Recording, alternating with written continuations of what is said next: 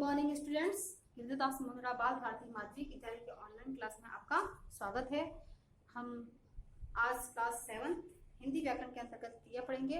जैसा कि मैं आपको बता देती हूँ, हमने पिछले वीडियो में क्रिया आदि पढ़ रखी है, जो कि हमने कर्म के आधार पर पढ़ी थी। कर्म के आधार पर क्रिया के दो भेद देखे थे, सकर्मक क्रिया के और अकर्मक क्रिया के, और उनकी पहचान मैंने आपको बताई थी। और आज हम प्रयोग, रचना तथा अन्य आधार पर क्रिया के भेद देखेंगे। इसके अंतर्गत नंबर 1 देखते हैं संयुक्त क्रिया। संयुक्त क्रिया की परिभाषा देखते हैं। जब दो या दो से अधिक क्रियाएं मिलकर किसी पूर्ण क्रिया को बनाती है तो उसे संयुक्त क्रिया कहते हैं। तो इसके कुछ उदाहरण देखते हैं। जैसे उसकी बात सुन लो, तो यहाँ पे सुन और लो ये दो क्रिया है। सुनना क्रिया है और सुन लेना भी क्रिया है। काम करते जाओ, इसमें करते मतलब करना और जाना दोनों इसमें क्रिया है। तो पहले वाक्य में सुन लो मिलकर दो क्रिया बनी है, और दूसरे वाक्य में करते और जाओ से दो क्रियाएं बनी हैं। करते जाओ से दो क्रिया बनी है, करते जाओ। ठीक है, तो यहाँ पर ये संयुक्त क्रियाएं हैं। अतः यह संयुक्त क्रिया है। ठीक है, आगे 2 नंबर देखते हैं प्रेरणात्मक क्रिया। प्रेरणात्मक क्रिया की परिभाषा देखते हैं। जब कर्ता स्वयं कार्य न कर किसी दूसरे से करवाए, स्वयं कार्य नहीं करते वह किसी दूसरे से करवाता है, तो वह क्रिया प्रेरणात्मक क्रिया कहलाती है। जैसे राम ने श्याम से पत्र लिखवाया, तो लिखवाया क्या है? प्रेरणात्मक क्रिया। लिखना तो क्रिया हो गई, क्रिया क्या हो गई? क्रिया हो गई लिखना। इसका प्रेरणात्मक रूप क्या हो गया? लिखवाया। ये है इसका प्रेरणात्मक रूप। ठीक है, वैसे ही रमा भाई को खाना खिलाती है, तो खिलाना क्या है? क्रिया है। और खिलाती है, ती लग गया, तो यहाँ पे यह इसका प्रेरणात्मक रूप बन गया। इसलिए इन दोनों वाक्यों में प्रेरणात्मक क्रिया है। अतः यहाँ पर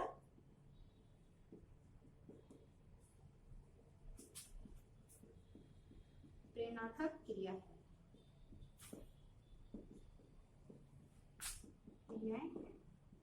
ठीक है, आगे देखते हैं हम पूर्वकालिक क्रिया। पूर्वकालिक की परिभाषा देखते हैं। जब वाक्य में एक क्रिया समाप्त हो जाने के बाद दूसरी क्रिया होती है, और तब समाप्त होने वाली पहली क्रिया को हम कहते हैं पूर्वकालिक क्रिया। क्या कहते हैं? पहली क्रिया को हम पूर्वकालिक क्रिया कहते हैं। मतलब कि जब कोई क्रिया स्टार्ट होती है, जब मतलब पहली क्रिया हुई पूर्ण हो गई और उसके बाद दूसरी क्रिया होती है, और उसी समय जब पहली वाली जो समाप्त हो रही है उसे हम यहाँ पे पूर्वकालिक क्रिया कहते हैं। तो जैसे इसके उदाहरण देखते हैं। वह खाना खाकर सो गया, उसने क्या किया? वह खाना खाया और वह आकर सो गया। तो यहाँ पर खाना खाने की क्रिया पहले कंप्लीट हो चुकी है, मतलब समाप्त हो चुकी है, इसलिए यहाँ पर खाकर ये पूर्वकालिक क्रिया है। वह पढ़कर चला गया, पहले वह पढ़ा और फिर चला गया, तो यहाँ पर पहले पढ़ने की क्रिया पूरी हो गई, तो यहाँ पर यह पूर्वकालिक क्रिया है। ठीक है, तो पहली क्रिया जो समाप्त हो जाती है, अगर दूसरी क्रिया भी हो रही है आगे, उससे पीछे मतलब उसकी पहले जो क्रिया हुई है वह समाप्त हो जाती है, तो वह पूर्वकालिक क्रिया कहलाती है। अब इसके अंतर्गत हम देखेंगे नंबर 4 आज्ञार्थक क्रिया।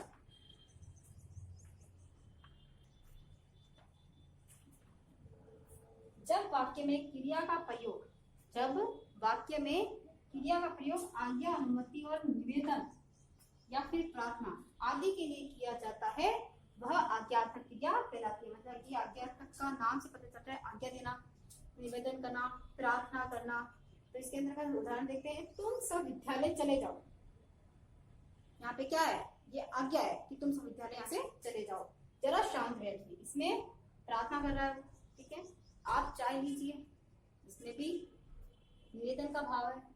ठीक है, तो इसके अंतर्गत ये आज्ञार्थक क्रियाएं आती है। तो इन भावों में आज्ञा व निवेदन का भाव व्यक्त हुआ है, इसलिए यहाँ पर ये आज्ञार्थक क्रियाएं हैं।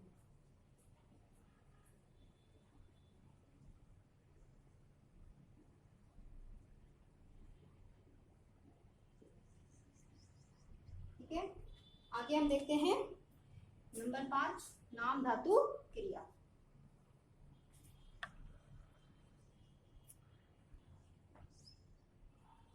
जो क्रियाएं संज्ञा, सर्वनाम या विशेषण शब्दों से बनती है, जो क्रियाएं संज्ञा के शब्दों से, सर्वनाम के शब्दों से और विशेषण शब्दों से बनती है, उन्हें नाम धातु क्रियाएं कहते हैं। आगे देखते हैं इसे, जैसे लाज है, लाज शब्द क्या है, संज्ञा का है, इससे बन गया ल जाना।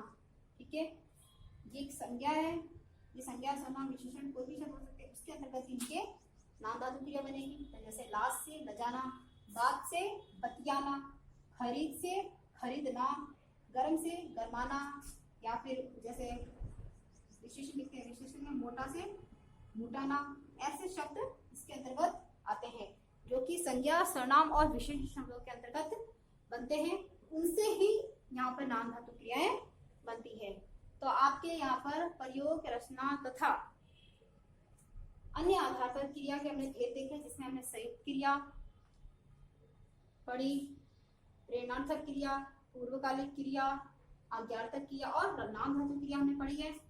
तो यहाँ तक आपका ये टॉपिक है क्रिया का। इसके बाद मैं अभी आपको कुछ वाक्य बताऊंगी, जिसमें हमको ये पता करना है कि इसमें कौन सी क्रिया है। ओके,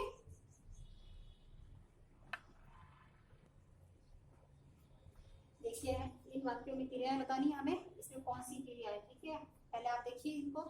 राजेश पुस्तक पढ़ रहा है, राजेश पुस्तक पढ़ रहा है, इसके अंदर कौन सी क्रिया है, सोचिए आप। क्योंकि इसमें तो हमें अगर हम क्या लगा के भी देखेंगे तो हमें उत्तर तो मिल ही रहा है। उत्तर किसमें कौन सी क्रिया मिलता है, उत्तर हमें सकर्मक क्रिया के अंतर्गत मिल रहा है। तो यहाँ पे कौन सी क्रिया है, सकर्मक क्रिया है। मतलब कि इसमें पूर्ण रूप से यह बोध हो रहा है कि हाँ राजेश पुस्तक पढ़ रहा है। मोहन लिखता है, क्या लिखता है, क्या मोहन लिखता है, मोहन क्या लिख रहा है, इसमें कोई आंसर नहीं मिल रहा है, इसके हमें यहाँ पे पता चल रहा है कि यह अकर्मक क्रिया है। ठीक है, आगे है राधा ने दूध पी लिया होगा, यहाँ पे पी और लिया, और कितनी क्रिया आ गई इसमें, इसमें 2 क्रिया है। तो यहाँ पर कौन सी क्रिया है, इसमें संयुक्त क्रिया।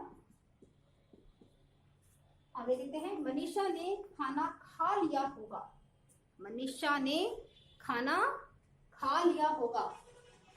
तो इसमें खा और लिया ये कौन सी है, यहाँ पर भी 2 क्रिया है। तो यहाँ पर कौन सी क्रिया होगी, यह सेम है, यहाँ पर यह संयुक्त क्रिया है। ठीक है, पुलिस के आते ही वह बेहोश हो गया, इसमें देखो आप यहां से पढ़ो, पुलिस के आते ही वह बेहोश हो गया। पुलिस के आते ही, यहाँ बेहोश होना भी उसकी क्रिया है, ये क्रिया बाद में हुई है। और पुलिस के आते ही मतलब कि पुलिस का आना हुआ और वह बेहोश हो गया। तो यहाँ पर पहली क्रिया कब पूर्ण हो गई और दूसरी क्रिया चल रही है। तो यहाँ पे कौन सी क्रिया होगी, यहाँ पर पूर्वकालिक क्रिया। ये मैंने आपको बताया था कि पहली क्रिया समाप्त हो जाती है और दूसरी क्रिया शुरू हो चुकी होती है, पूर्वकालिक क्रिया। ठीक है, तो यहाँ पर पूर्वकालिक क्रिया है। आगे देखो, बच्चे को सुला दो, बच्चे को सुला दो। देखिए इसमें कौन सी क्रिया है, पहले आप यहाँ पे सुलाना है, बच्चे को सुला दो बोला गया है। इसमें क्या हो रहा है, इसमें प्रेरणा का काम हो रहा है, प्रेरणार्थक क्रिया है यहाँ पे, बच्चे को सुला दो। तो यहाँ पे कौन सी क्रिया है, आप पहले बताइए, फिर मैं बताती हूँ आपको।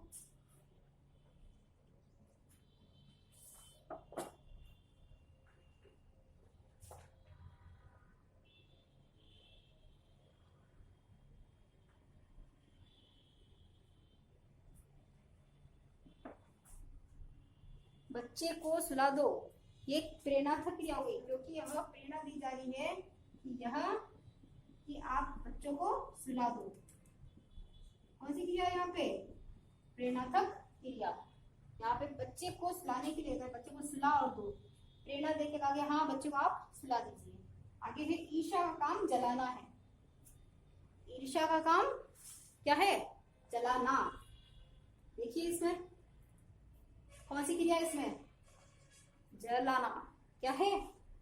जलाना। ये कौन सी क्रिया है? यहाँ पर भी ये प्रेरणार्थक क्रिया है। ठीक है, आगे मैं आपको एक और दिखाती हूँ।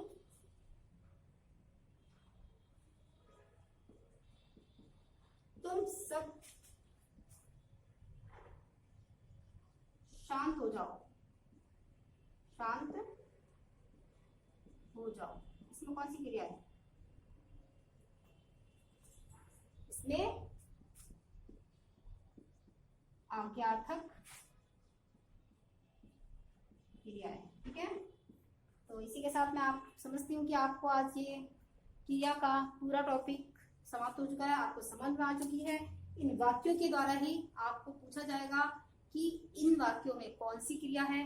तो आप इस क्रिया के बारे में पूरा विस्तार से मेरे वीडियो को देखेंगे, इसको समझेंगे और इसका अभ्यास करेंगे और इसको राइट भी करेंगे। ओके, तो आप ये क्रिया जरूर पढ़िएगा। ओके।